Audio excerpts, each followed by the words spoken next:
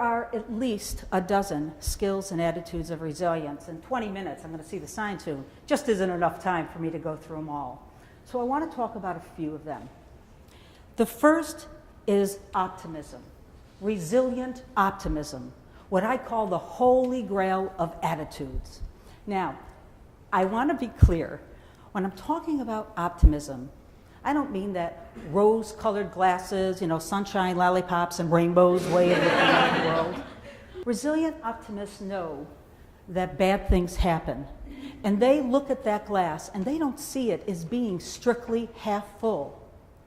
They know that the glass, just like life, is both.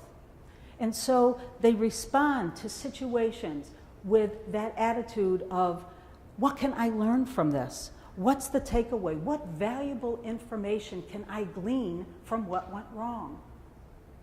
The attitude of resilient optimism is like a charge of positive thinking in events, in outcomes. It's a catalyst that can spark extraordinary results. I was very lucky.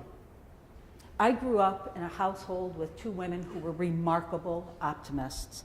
My mom and my maternal grandmother, these were women who went through really tough times. The Great Depression, the loss of spouses, the loss of children. And yet they still managed to maintain a belief that in the end, everything would work out, which was very different from what my friend grew up in.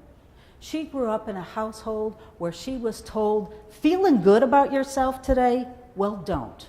Because there's always going to be someone better than you. There's always going to be someone out there who can't wait to knock you down. So learn to expect the worst, and then you will never be disappointed. And I'll tell you, she was well into her 50s when she realized one day this pessimistic outlook just colored everything that she did. She was always anticipating the worst. A great book by Martin Seligman, and I recommend it, called Learned Optimism. And she really embraced the lessons in that, and she was able to change that habitude of pessimism that did not serve her.